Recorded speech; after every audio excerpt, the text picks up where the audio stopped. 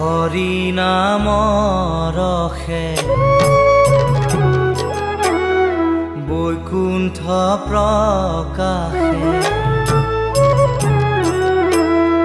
হৰি নাম ৰসে বৈকুণ্ঠ প্ৰকাশে প্ৰেম অমৃতৰ নদী